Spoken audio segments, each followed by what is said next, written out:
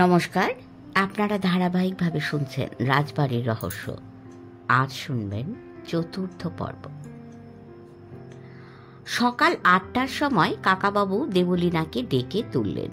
এর মধ্যে কাকাবাবুর স্নান করা, দাড়ি কামানো হয়ে গেছে। আগে নিজে 1 কাপ চাও খেয়েছেন, আবার 1 পট চা দিয়ে গেছে দুর্যোধন। কাকাবাবু বললেন, ওঠ দেবলীনা, দেখ কি সুন্দর সকাল। উঠোনে দেবদারু গাছে 1 ঝাঁক টিয়া পাখি এসে বসেছে। দেবলীনা চোখ খুলল। তার এখনো ঘুমের ঘোর লেগে আছে। সে যেন মনেই করতে পারছে না কোথায় আছে। তারপরে ধরফর করে উঠে বসল। কাকাবাবু বললেন, ট্যাঙ্কে জল ভরে দিয়েছে, বাথরুমে কলে জল পাবি। মুখ টুক ধুয়ে আয়। তুই চা খাস তো? হ্যাঁ, খাবো। শশাবাবুকে ব্রেকফাস্ট বানাতে বলেছি, একটু বাদেই এসে যাবে। দেবলীনা বাথরুমে ঢুকতেই কাকাবাবু ঘরের জানলার কাছে এসে দাঁড়ালেন। বাড়ির পেছন দিকেও অনেক দেবদারু গাছ। রাজাদের বোধহয় এই গাছের শখ ছিল। এখান থেকেও পুকুরটার একটা অংশ দেখা যায়। প্রায় 20-25টা বক বসে আছে সেখানে। একসময় তার চোখে পড়ল মেঝেতে খানিকটা রক্ত শুকিয়ে আছে। কালকে সেই পেঁচাটার রক্ত। তিনি ভাবলেন দুর্যোধনকে ডাকিয়ে জায়গাটা মুছিয়ে ফেলতে হবে। শোবার ঘরের মেঝেতে রক্ত পড়ে থাকা খুব বিচ্ছিরি ব্যাপার। পেঁচাটার জন্য তার আবার দুঃখ হলো। তিনি নিজেই যদি একটু ভালো করে দেখে নিতেন, তাহলে পেঁচাটা মরত না। দেবলীনা মুখ ধুয়ে আসার পর কাকাবাবু নিজেই চা ছেঁকে দিলেন তাকে। চামচে চিনি নিয়ে গুলতে লাগলেন, টুং টুং শব্দ করে। দেবলীনা একটুক্ষণ ভ্যাবাচাকা খাওয়ার মতন তাকিয়ে রইল কাকাবাবুর দিকে। তারপর আস্তে আস্তে জিজ্ঞেস করল, কাকাবাবু, কাল রাত্রিরে কি হলো? আমরা কি দেখলুম? কাকাবাবু বেশ হালকা মেজাজে বললেন, কেন রে, কি দেখলি? তোর মনে নেই? ভুলে গেলি এর মধ্যে? কাল তো তুই জেগেই ছিলি। ভুলিনি, মনে আছে। কিন্তু কিন্তু ওই লোকটা কোথা থেকে এলো? দক্ষিণের কোণের ঘরটা থেকেই তো বেরোতে দেখলাম, তাই না? কি করে বেরোলো? ও ঘরে কেউ ছিল না। সত্যি তাহলে ভূত? কাকাবাবু হা হা করে হেসে উঠলেন। কাল রাতে সেই বৃদ্ধকে দেখার পর শশাবাবু শেষ পর্যন্ত অজ্ঞান হয়ে গিয়েছিল। দুর্যোধনকে ডাকাডাকি করে সাড়া পাওয়া যায়নি। শশাবাবু চোখে জল ছিটিয়ে জ্ঞান ফিরিয়ে আনার পরেও সে আর ভয়ের চোটে নিচে যেতে চায়নি। সে শুয়েছিল কাকাবাবুর পাশের ঘরে। দেবলীনাকেও একা ঘরে শুতে দেওয়া হয়নি। কাকাবাবু হাসতে হাসতে বললেন, ভূত? তা সত্যি মিথ্যে কি? ভূত হলে ভূত, না হলে নয়।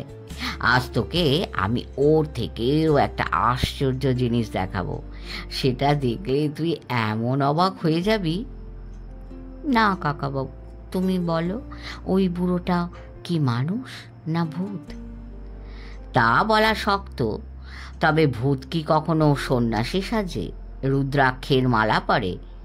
আর যদি তাও হয়, একটা বুড়ো সন্ন্যাসীর ভূত আমাদের কি ক্ষতি করবে? তাকে দেখে আমাদের ভয় পাওয়ার কি আছে? আমি ভয় পেয়েছিলাম, আমি এখনো বুঝতেই পারছি না। তবে তোকে সত্যি কথা বলি, আমারও একসময় ভয়ে বুকটা কেঁপে উঠেছিল। আমি রাজা রায়চৌধুরী। জীবনে কত বিপদে আপদে পড়েছি, কখনো ঠিক ভয় পাইনি। অথচ কাল রাত্রে ওই সন্ন্যাসীকে দেখে আমারও প্রায় কথা বন্ধ হয়ে গিয়েছিল। দক্ষিণের কোণের ঘরের দরজা বন্ধ ছিল না? হ্যাঁ, বন্ধ তো ছিল ঠিকই।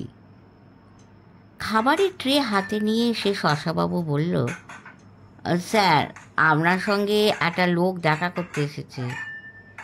এখানে আমার কাছে কে আসবে? নিশ্চয়ই দারুকেশ্বর। পাঠিয়ে দাও, পাঠিয়ে দাও। দারুকেশ্বর আজ পাজামার ওপর একটা সবুজ পাঞ্জাবি পরে এসেছে। সেই পাঞ্জাবির গায়ে সংস্কৃতে কী সব যেন লেখা। তার মুখে দাড়ি ও মাথার বাবরি চুল বেশ তেল চুকচুকে ও সুন্দরভাবে আঁচড়ানো।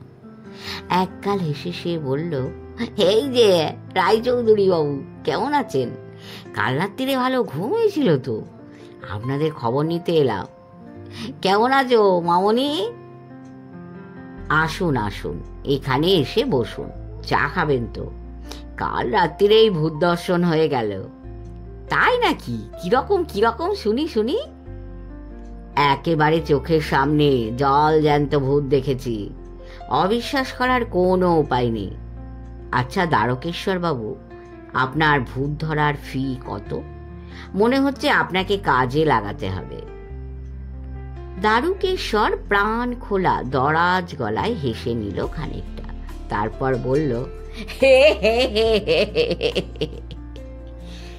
কাল ট্রেনে কিরকম জমিয়েছিল সেটা বলুন।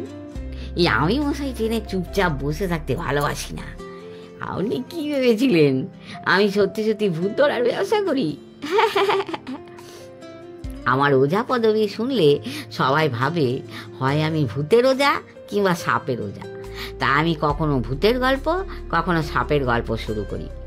আসলে আমি ওষুধের ফেরিওয়ালা, আয়ুর্বেদিক ওষুধ বিক্রি করি, তাই প্রায় ট্রেনে যেতে হয় এখানে সেখানে। তবে আমি ভূতের গন্ধ পাই ঠিকই। কিন্তু কাল আমরা সত্যি যে একজনকে দেখলুম। কি দেখলে বলো তো মামনি? দক্ষিণের কোণের ঘরের দরজাটা বন্ধ ছিল, সেখান দিয়ে একটা বুড়ো সন্ন্যাসী বেরিয়ে এলো রাত্রিবেলা, আমাদের চোখের সামনে দিয়ে হেঁটে চলে গেল। Very interesting, very interesting. চোরেরা অনেক সময় সাধু সাজে শুনেছি, কিন্তু ভূত যে সাধু হয় তা কখনো শুনিনি। কাকাবাবু বললেন, শশাবাবুদের মতে ওই বৃদ্ধটি হচ্ছেন এই রাজবংশের গুরুদেব। 100 বছরের বেশি বয়স। উনি মরে গেছেন না বেঁচে আছেন তা কেউ জানে না, তবে উনি নাকি সশরীরে অদৃশ্য হয়ে যেতে পারেন। হঠাৎ দেখা দেন, হঠাৎ মিলিয়ে যান। একে ঠিক ভূত বলা যায় কি? স্যার, আপনি নিশ্চয়ই আমার থেকে অনেক বেশি লেখাপড়া জানেন। আপনিই বলুন, জ্যান্ত মানুষ কি কখনো অদৃশ্য হয়ে যেতে পারে?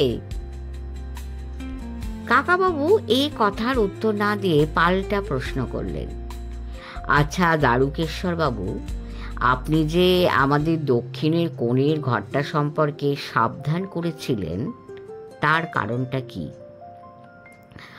ওই ঘরটা সম্পর্কে অনেক রকম গল্প আছে। বছর 15 আগে রাজাদের এক মেয়ে, তার নাম ছিল চম্পা, ওই ঘর থেকে অদৃশ্য হয়ে যায়। সেই মেয়েটিও অদৃশ্য হয়ে যায়? মারা যায়নি ওই ঘরে? এই কেউ বলে মরে পড়েছিল, কেউ বলে তাকে আর খুঁজেই পাওয়া যায়নি, অথচ দরজা বন্ধ ছিল ভেতর থেকে। অনেক দিন আগের কথা তো, তবে একটা কিছু সাংঘাতিক ব্যাপার হয়েছিল ঠিকই।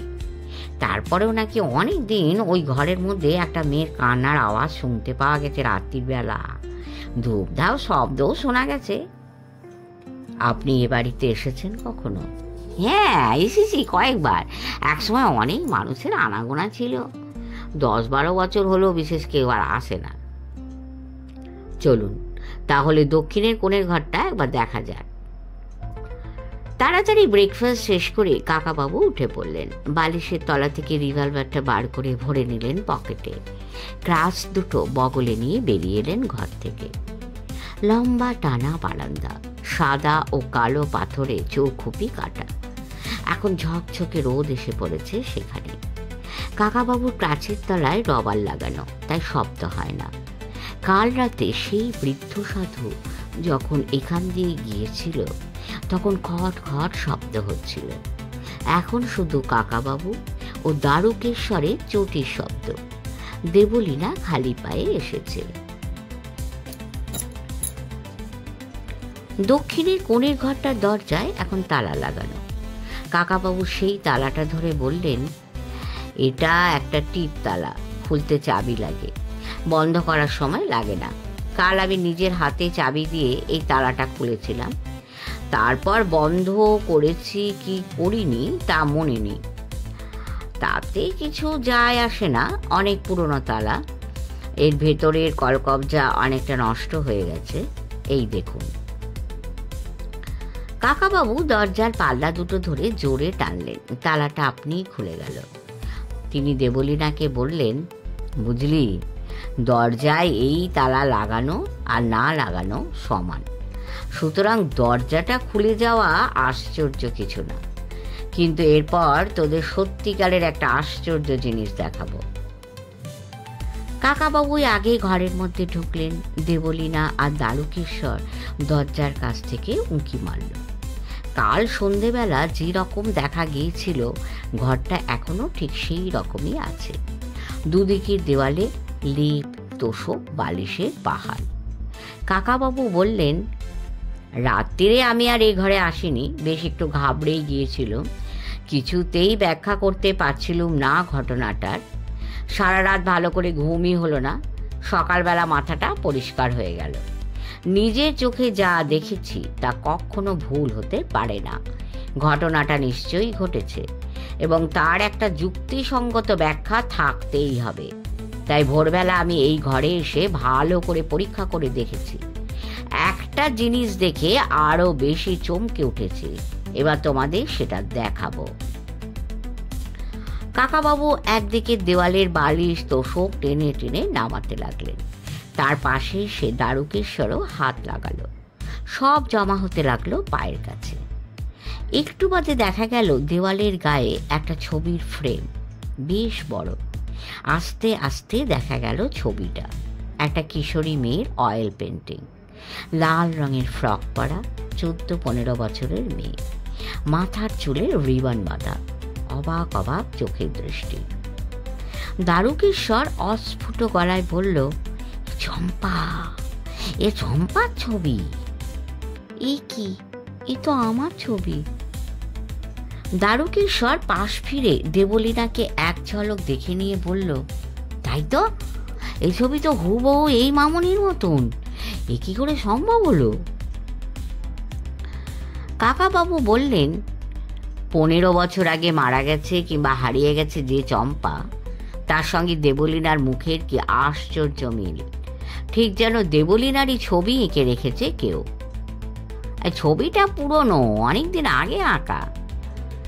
এ বাড়ির অন্য ঘরেও বেশ কিছু ছবি আছে, আমি দেখেছি। আমরা যে ঘরে শুয়েছি সে ঘরের দেওয়ালেও একটা সাদা চৌকো জায়গা, সেখানে একটা ছবি টাঙানো ছিল বলে মনে হয়। কেউ খুলে নিয়েছে। রাজাদের কারো ছবির শখ ছিল। এই চম্পাকে আমি 2-1 বার দেখেছি, অনেক দিন আগের কথা, এখন মনে পড়ছে। ঠিকই তো, এই মামনি চেহারার সঙ্গে খুব মিল, যেন দুটি যমজ বোন। কিংবা এই দেবলীনা মামনি সেদিনের চম্পা। চম্পা বেঁচে থাকলে এখন তার বয়স হতো অন্তত 30 বছর। দেবলীনা ঠোঁট কাঁপছে। ছবিটার দিকে এক দৃষ্টিতে তাকিয়ে থেকে সে বলল, কাকাবাবু, এই মেয়েটা আমায় মাঝে মাঝে ডাকে। আশ্চর্য, আশ্চর্য, এরকম কি করে হয়? এমন হতে পারে? কাকাবাবু শেক্সপিয়ারের হ্যামলেট নাটক থেকে আবৃত্তি করলেন, There are more things in heaven and earth, Horatio, than are dreamt of in your philosophy. জীবনে এরকম কিছু কিছু আশ্চর্য ব্যাপার আজও ঘটে। 1 কোটি বা 10 কোটি মানুষের মধ্যে একজনের সঙ্গে আরেকজনের চেহারার হুবহু মিল থাকা অসম্ভব কিছু নয়। কিন্তু চম্পা যে ঘর থেকে উধাও হয়ে গিয়েছিল, সেই ঘরে চম্পারই মতন দেখতে দেবলীনা ফিরে এসেছে এতদিন বাদে। এটাই একটা মহা আশ্চর্যের ব্যাপার। আমি এখনো যেন বিশ্বাস করতে পারছি না। কাকাবাবু ছবিটার গায়ে হাত দিয়ে বললেন, আপনি ঠিকই বলেছেন, ছবিটা পুরনো। এটা দেবলীনাকে দেখে আঁকা হয়নি, চম্পারই ছবি। দারুকেশ্বর বলল, এই চোখ দুটো দেখলে মনে হয় ঠিক যেন জীবন্ত। আপাতত ছবিটা ঢেকে রাখাই ভালো। দুর্যোধন আর শশাবাবুকে কিছু বলবার দরকার নেই। শশাবাবু চম্পাকে কখনো দেখেনি। দুর্যোধন দেখেছে বটে, সে একবার বলেও ছিল চম্পার সঙ্গে দেবলীনার মিল আছে, কিন্তু ঠিক কতখানি যে মিল তা তার মনে নেই। কাকাবাবু ছবিটাকে দেয়াল থেকে একবার খুলে নিলেন, তারপর পেছনের দেওয়ালে টোকা মারলেন কয়েকবার। নিরেট দেওয়াল, কোনো শব্দ হলো না। কাকাবাবু দারুকেশ্বরকে জিজ্ঞেস করলেন, আগেকার দিনে এইসব পুরনো রাজবাড়িতে হঠাৎ শত্রুর আক্রমণ থেকে পালাবার ব্যবস্থা রাখার জন্য গুপ্ত ঘর বা গোপন সুড়ঙ্গ থাকত। এ বাড়িতে সেরকম কিছু আছে কিনা জানেন কি? দারুকেশ্বর ঠোঁট কামড়ে একটুক্ষণ চিন্তা করে বলল, না, সেরকম তো কিছু শুনিনি। চম্পা যদি এ ঘর থেকে উধাও হয়ে থাকে, তাহলে এই ঘরেরই কোথাও কোনো গোপন সুড়ঙ্গ পথে এসে কেউ তাকে নিয়ে গেছে, এরকম মনে করাই তো স্বাভাবিক, তাই না? তখন খোঁজাখুঁজি করে দেখা হয়নি। এই ঘরের সঙ্গে একটা বাথরুম আছে, তার জানলা ভাঙা ছিল। পুলিশ এসে বলেছিল ওই জানলা দিয়েই কেউ ঢুকে চম্পাকে জোর করে ধরে নিয়ে গেছে, তারপর মেরে ফেলেছে। আবার কারো কারো ধারণা যুগল কিশোরের প্রেতাত্মায় চম্পাকে ভুলিয়ে বাড়িয়ে জঙ্গলে নিয়ে গিয়ে মেরে ফেলেছে প্রতিশোধ নেবার জন্য। যুগল কিশোরকে? ছোট রানীমার ভাই, সে খুন হয়েছিল এই বাড়িতেই। চম্পার দেহ আর পাওয়া যায়নি? না, অনেক খোঁজাখুঁজি হয়েছে। পুকুরে জাল ফেলা হয়েছে, জঙ্গলে 100 জন লোক লাগানো হয়েছিল। এই রাজবংশের একজন গুরুদেব চম্পাকে খুব ভালোবাসতেন। তিনি এ বাড়িতে উপস্থিত থাকতেও চম্পার ওরকম পরিণতি বলে তিনি দুঃখে অনুশোচনায় পাগল হয়ে গিয়েছিলেন। আপনারা কাল বোধহয় তাঁকেই দেখেছেন। জীবিত না প্রেতাত্মা দেখেছেন তা বলতে পারবো না। কাকাবাবু কয়েক মুহূর্ত চুপ করে রইলেন। চম্পা ছবিটাকে একটা তোষকের ভাঁজের মধ্যে ঢুকিয়ে দিয়ে তিনি এগিয়ে গিয়ে খুলে ফেললেন বাথরুমের দরজাটা। পেছন ফিরে বললেন, ভোরবেলা আমি ভালো করে পরীক্ষা করে দেখেছি, বাথরুমের জানলা এখন আর ভাঙা নয়, তাতে শিক বসানো আছে। জানলা ভেতর থেকে বন্ধ। কাল রাতে যে বৃদ্ধটি এ ঘর থেকে বেরিয়েছিল সে জানলা দিয়ে ঢোকেনি, সে অন্য কোনো পথে এসেছিল। যাগে, ব্যস্ততার কিছু নেই, সেটা পরে দেখলেও চলবে। দেবলীনা থমথমে গলায় জিজ্ঞেস করল, কাকাবাবু, ওই মেয়েটা সত্যি মরে গেছে? ওকে কেন মেরে ফেলেছিল? তা তো জানি না মা, অনেক দিনের আগেকার ব্যাপার, এখন আর বোধহয় জানাও যাবে না। চল, এ ঘরের থেকে এবার আমরা বাইরে যাই। বারান্দা চেয়ারে এসে বসবার পর দারুকেশ্বর বলল, এর পরেও আপনারা এ বাড়িতে থাকবেন? কেন থাকবো না? না থাকার কি আছে, বেশ তো চমৎকার বাড়ি। কিরে দেবলীনা, তোর এখানে থাকতে ইচ্ছে করছে না? হ্যাঁ, থাকবো। আমার তো দারুণ এক্সাইটিং লাগছে। আজ রাত্রিরে যদি সেই বুড়ো সন্ন্যাসীকে দেখা যায়, তাহলে আজ আর ঘাবড়ালে চলবে না, সোজা গিয়ে পা চেপে ধরবো। দেখতে হবে সে সত্যি সত্যি অদৃশ্য হয়ে যেতে পারে কিনা। আপনার সাহস আছে দেখছি। দিনের বেলা ভয় কিছু নেই, কিন্তু রাত্রি হলে এসব জায়গায় আমারই গা চমচম করে। আমি লোকের কাছে ভূত ধরার গল্প করি বটে, কিন্তু নিজে বেশ ভূতের ভয় পায়। একসময় এমন বিচ্ছিরি গন্ধ ছাড়ে এরা। আপনি ওই দক্ষিণের ঘরটায় কিছু গন্ধ টন্ধ পেলেন? এই না, তা পাইনি। দিনের বেলা অনেক সময় পাওয়া যায় না। আর ঠিক আছে, আমি তাহলে এখন উঠি, আমাকে একটু জঙ্গলের দিকে যেতে হবে। ওখানে শেকড় বাকড় খুঁজবো। আমি তো ভেষজ ওষুধ বানাই। কিসের ওষুধ বানান? পেটের অসুখ, মাথা গরম, বুক ধোয়ার পর কান কটকট, আরও অনেক রোগের ওষুধ আছে। চলুন তাহলে আপনার সঙ্গে আমরাও একটু জঙ্গলে ঘুরে আসি। শুধু শুধু বাড়িতে বসে থেকে কি করব? কিন্তু আমি তো সাইকেলে এসেছি, আপনার সঙ্গে আমি যাবো কি করে? তাহলে তো মুশকিল, হাঁটা পথে অনেক দূর হবে, তাই না? আমাদের একটা গাড়ি ভাড়া করে রাখা উচিত ছিল। আপনাকে কিছু টাকা অ্যাডভান্স দিলে আপনি শহর থেকে আমাদের জন্য একটা গাড়ি ভাড়া করে পাঠিয়ে দিতে পারবেন। আজ তো আর হবে না, কাল সকালে আমি নিজেই একটা গাড়ি জোগাড় করে আনবো। দারুকেশ্বরের সঙ্গে দেবলীনা আর কাকাবাবু নিচে নেমে এলেন। রান্নাঘর থেকে ছ্যাঁক ছ্যাঁক রান্নার আওয়াজ আসছে। উঠোনে মাটি কোপাচ্ছে দুর্যোধন। দেবদারু গাছের মাথায় এখনো অনেক টিয়া পাখি টি টি করে ডেকে খেলা করছে নিজেদের মধ্যে। বড় গেটটার ওপরে বসে আছে একটা শঙ্খচিল।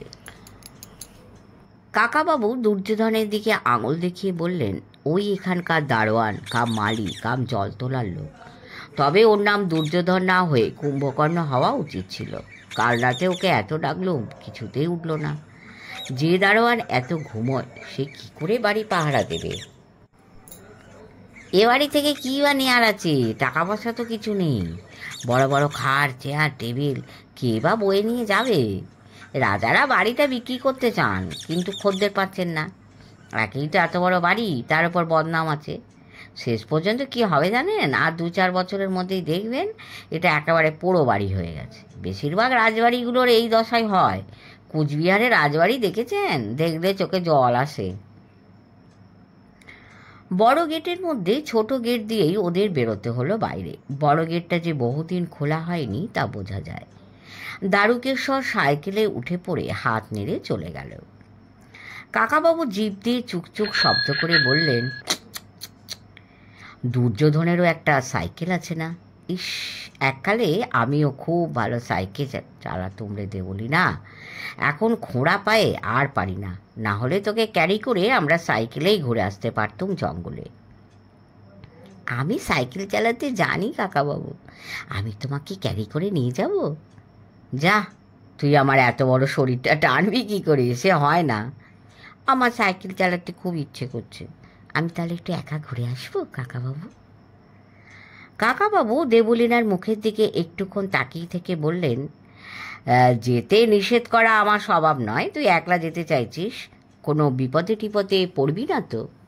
দিনের বেলা আবার কিসের বিপদ হবে? বেশি দূরে যাব না। ঠিক আছে, ঘুরে আয়। একটা কথা শোন, সেই যে মেয়েটা তোকে হাতছানি দিয়ে ডাকে, তাকে কি সত্যি চম্পার মতন দেখতে? এক ঝলকের জন্য শুধু দেখতে পাই, অনেকটা ওই রকম।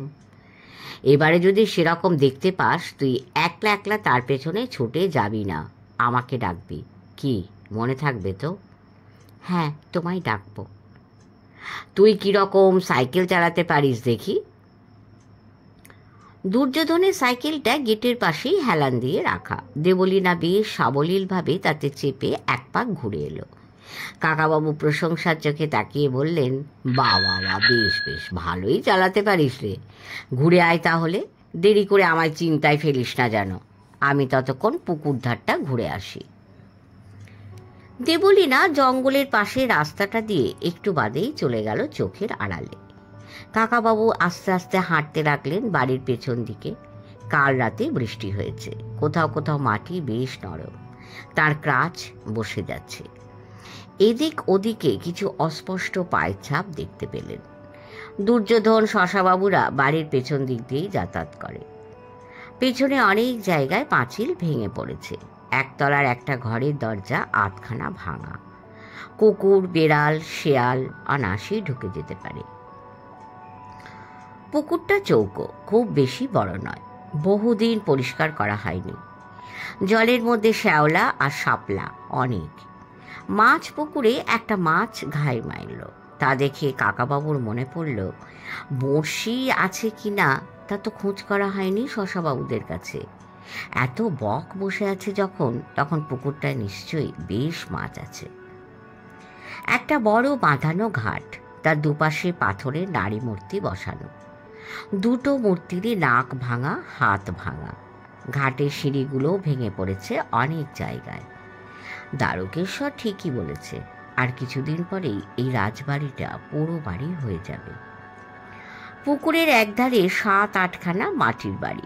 দেখলেই বোঝা যায় ওইসব বাড়িতে এখন কোনো লোক থাকে না।